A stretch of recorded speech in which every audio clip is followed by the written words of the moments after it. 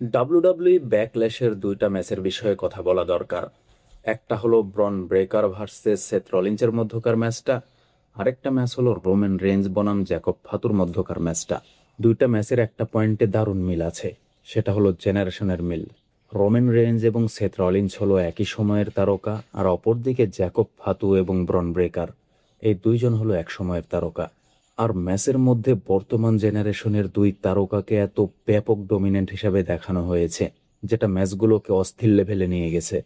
Seth রলিন্সের সঙ্গে জিতেছে ব্রন breaker, আর অপরদিকে রোমান রেঞ্জের সঙ্গে হেরেছে জ্যাকব ফাতু। তবে হারার পরেও জ্যাকব ফাতুর রাগ কমেনি, বরং যেন কয়েক গুণ বেড়ে গেছে। সে রোমান রেঞ্জকে এত ভয়ঙ্করভাবে আক্রমণ করেছে যে রোমান রেঞ্জ নিজেকে বাঁচানোর জন্য সব ধরনের চেষ্টাই করেছে। এমনকি অফিসিয়ালরা পর্যন্ত এসেও তাকে বাঁচাতে পারেনি। মানে অফিসিয়ালদের কোনো কথাই মানেনি জ্যাকব ফাতু। আলোচনার বিষয় হবে কেন সেথ রলিন্সের সঙ্গে ব্রন ব্রেকার জিতে গেল, আর হারের পরেও কেন রোমান রেঞ্জের ওপর এই পরিমাণে রাগ ঝাড়ল জ্যাকব ফাতু। প্রথমে ব্রন ব্রেকার কেন জিতল এটা নিয়ে আলোচনা করি। আরও একটা ম্যাচ আয়োজন। ব্রন ব্রেকারের সেথ রলিন্সের বিরুদ্ধে এই জয়ের বড় কারণ হতে পারে ডাব্লিউডাব্লিউই এর আইভিল আরও দীর্ঘ করতে যাচ্ছে। ম্যাচের শেষটা পুরোপুরি সন্তোষজনক ছিল না, কারণ সেথ রলিন্স অনেকবার কামব্যাক করেছে, নেয়ার ফল পেয়েছে এবং ইন্টারফেয়ারের মাধ্যমে ডিস্ট্রাক্ট হয়েছে। বিশেষ করে পল হেমেনের ডিস্ট্রাকশন, অস্টিন থিওরি এবং লগান পলের রিং সাইডের সমস্যা তৈরি করা, এগুলোই মূলত সেথ রলিন্সের জন্য ম্যাচকে জটিল করে তুলেছে। এর ফলে সেথ রলিন্স সহজেই দাবি করতে পারবে ব্রন তাকে ক্লিনলি হারায়নি, আর সে এখনও রিভেঞ্জ পাওয়ার যোগ্য। ডাব্লিউডাব্লিউই অনেক সময় ফিউচার প্রিমিয়াম লাইভ ইভেন্টের জন্য ফিউড বড় করতে প্রথম ম্যাচে অমীমাংসিত ফিনিশিং ব্যবহার করে। এখানে সেথ রলিন্স ক্লিনলি হারেনি, বরং শেষ পর্যন্ত লড়াই করেই গেছে। আর স্টম্প অ্যাটেম্প্ট করার কয়েক সেকেন্ডের মধ্যে সে তার ভুলে হেরেছে। এই ধরনের ফিনিশিং সাধারণত রিম্যাচ বিল্ড করার ক্ষেত্রে ব্যবহার করা হয়। এখন স্টোরি লাইন হয়তো এমনভাবে সামনে এগোবে যেখানে সেথ রলিন্স বলবে ব্রন ব্রেকার তাকে হারাতে পারেনি, বরং সে তাকে হারিয়েছে পুরো টিমের সাপোর্ট নিয়ে। আর ব্রন ব্রেকার দাবি করবে সেথ রলিন্সকে সে অলরেডি হারিয়ে দিয়েছে, আর একই সঙ্গে সেটা ধ্বংস করে। সবচেয়ে গুরুত্বপূর্ণ বিষয় হলো এই রাইভেলি দুই যুগের তারকাদের মধ্যে সংঘর্ষের ফিল দিচ্ছে। একদিকে অভিজ্ঞ ভিশনারি সেথ রলিন্স, আর অন্যদিকে explosive power house ব্রন breaker. WWE চাইলে এটাকে ট্রায়োলজি ফিউডেও পরিণত করতে পারে, যেখানে পরের ম্যাচের স্টিপুলেশনও হতে পারে নো ডিসকোয়ালিফিকেশন, স্টিল কেস বা লাস্ট ম্যান স্ট্যান্ডিং। তাই ব্যাকল্যাশের রেজাল্ট শুধুমাত্র একটা অর্জন নয়, বরং আরও বড় পার্সোনাল রাইভেলি বিল্ড করার ফাউন্ডেশন হিসেবেও কাজ করছে। ব্রন ব্রেকারের সেথ রলিন্সের বিরুদ্ধে জয় পাওয়ার বড় কারণগুলোর একটা হতে পারে ডাব্লিউডাব্লিউই তাকে একটি ম্যাসিভ রাপ দিতে চাচ্ছে। রেসলিংয়ের রাপ বলতে বোঝায় কোনো প্রতিষ্ঠিত সুপারস্টারের সঙ্গে স্ট্রং পারফরমেন্স বা ভিক্টরির মাধ্যমে নতুন ট্যালেন্টকে বড় স্টার হিসাবে তুলে ধরা। সেথ রলিন্স বহু বছর ধরে ডাব্লিউডাব্লিউইতে একজন রেসপেক্টেড মেইন ইভেন্টার, তাই তাকে হারানো বড় একটা অর্জন, এটা বলার অপেক্ষা রাখে না। আর হ্যাঁ, এই হারটা কিন্তু তার আত্মবিশ্বাস অনেক বাড়িয়ে দিয়েছে। যদিও ব্রন আগেও ডমিনেন্ট পাওয়ার হাউস হিসেবে নিজেকে দেখিয়েছে, কিন্তু মেইন ইভেন্ট লেভেলে নিজেকে পুরোপুরি এস্টাবলিশড করার জন্য তার এমন একটা অর্জন দরকার ছিল।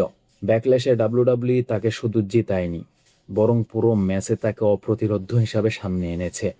Multiple German suplex, Frankensteiner, devastating spear এবং সেথ রলিন্সের বড় বড় মুভগুলোকে কিক আউট করার মাধ্যমে ব্রনকে ফিউচার টপ স্টার হিসাবে তুলে ধরেছে এখানে। এছাড়া ডাব্লিউডাব্লিউই বর্তমানে নতুন জেনারেশনের স্টার তৈরি করার জন্য প্রচুর চেষ্টা চালাচ্ছে। রোমান রেঞ্জ, সেথ রলিন্স, এছাড়া অন্যান্যদের যুগ ধীরে ধীরে বদলাচ্ছে। তাই কোম্পানি এখন ব্রন ব্রেকারের মতো ইয়াং পাওয়ার হাউসদের ব্যবহার করছে এবং মেইন ইভেন্ট লেভেলের সেন্স দিচ্ছে। সেথ রলিন্সের মতো একজন সুপারস্টারকে হারিয়ে ব্রন ব্রেকার শুধুমাত্র একজন রাইজিং ট্যালেন্ট বিষয়টা এমন নয়, বরং চ্যাম্পিয়নশিপ কন্টেন্ডার হিসাবেও এস্টাবলিশ হয়েছে। Level of Roman range. WWE সম্ভবত রোমান রেঞ্জ বনাম ব্রন ব্রেকারের মধ্যে হিউজ একটা ফিউচার গল্প তৈরি করতে যাচ্ছে। সাম্প্রতিক সময়ে ব্রন ব্রেকারকে যেভাবে বুক করা হচ্ছে, তাতে স্পষ্ট বোঝা যাচ্ছে ডাব্লিউডাব্লিউই তাকে শুধুমাত্র মেইন কার্ড পাওয়ার হাউস হিসাবে নয়, বরং ফিউচার ফেস অফ কোম্পানি হিসাবে গড়ে তুলতে চাইছে। আর সে লেভেলে পৌঁছাতে গেলে রোমান রেঞ্জের মতো টপ স্টারদের সঙ্গে ক্ল্যাশ হবে। এটা পুরোপুরি নিশ্চিত। ব্যাকল্যাশে সেথ রলিন্সের বিরুদ্ধে ব্রন ব্রেকারের ডমিনেন্ট চরিত্র ছিল সেই ডিরেকশনের বড় ইঙ্গিত।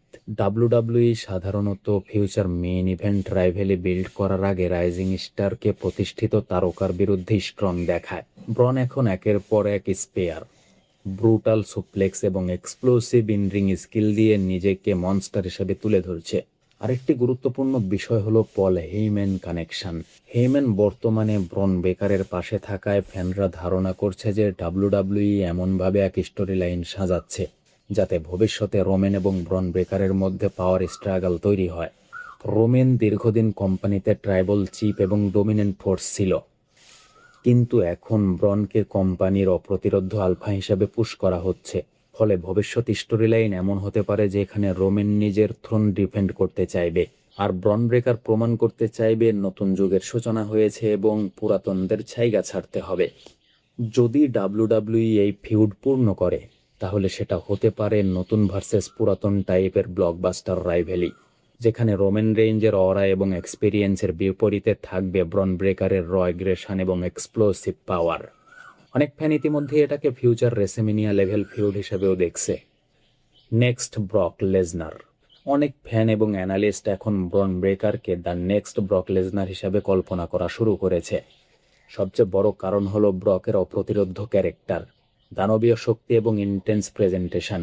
ডাব্লিউডাব্লিউই তাকে এমনভাবে বুক করছে যেন সে একজন হিউম্যান রেকিং মেশিন, ঠিক যেভাবে ব্রক লেজনারকে তার প্রাইম সময়ে দেখানো হতো।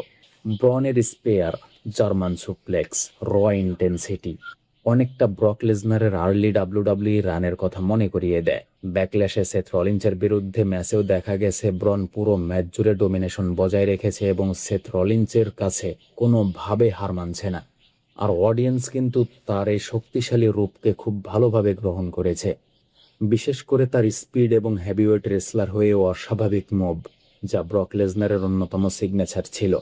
তবে ব্রন ব্রেকার শুধু ব্রক লেজনারকে কপি করছে বিষয়টা এমন নয়, বরং স্কট স্টেইনার ফ্যামিলির ব্যাকগ্রাউন্ড, অ্যাথলেটিক স্টাইলও আছে তার মধ্যে।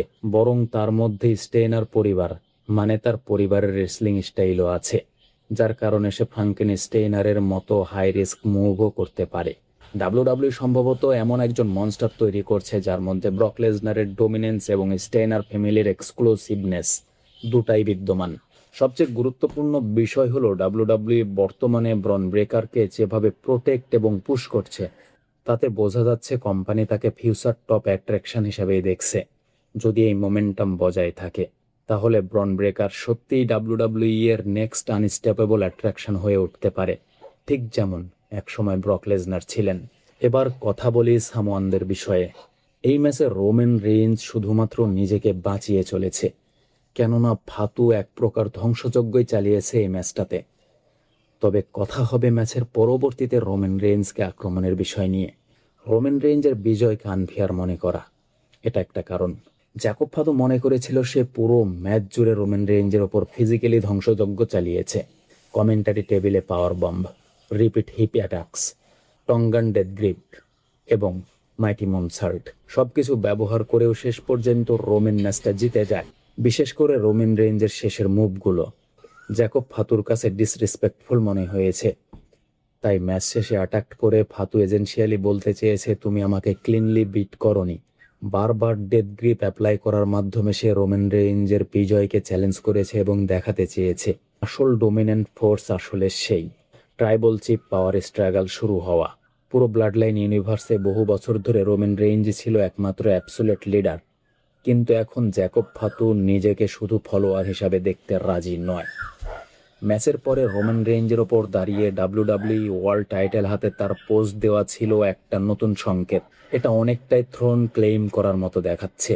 জ্যাকবের অ্যাটাক আসলে ম্যাচের ছিল, সে আর রোমেন রেইন্সের ছায়ায় থাকতে চায় না। ডাব্লিউডাব্লিউই সম্ভবত ধীরে ধীরে এমন স্টোরি লাইন বিল্ড করছে যেখানে জ্যাকব নিজেকে নেক্সট ট্রাইবল চিফ বা ব্লাড লাইনের মোস্ট ডেঞ্জারাস মেম্বার হিসাবে ইস্টাবলিশ করতে চাইছে। জ্যাকব ফাতুকে আনস্টপেবল মনস্টার হিসাবে ইস্টাবলিশ করা। ডাব্লিউডাব্লিউই পোস্ট ম্যাচ অ্যাটাক ব্যবহার করেছে জ্যাকব ফাতুকে আরও ডেঞ্জারাস এবং আনপ্রেডিক্টেবল মনস্টার হিসেবে তুলে ধরার জন্য। যদিও রোমেন ম্যাচটা জিতেছে, কিন্তু শোয়ের শেষে ইমেজ ছিল জ্যাকবের ডোমিনেন্স। সে শুধু রোমেন রেইন্সকেই অ্যাটাক করেনি, বরং রেফারি, অফিসিয়াল এবং অ্যাডাম পিয়ার্সকে পর্যন্ত ব্রুটালভাবে ফেলে দেয়। এর মাধ্যমে ডাব্লিউডাব্লিউই দেখিয়েছে জ্যাকব ফাতু কারো অথরিটি মানে না, আর একই সঙ্গে সে যখন রেগে যায় তখন তাকে কন্ট্রোল করাও সম্ভব নয়। এটা ফিউচার রিম্যাচ বা বিগার ব্লাড লাইন ওয়ারের ফাউন্ডেশন হিসাবেও কাজ করতে পারে।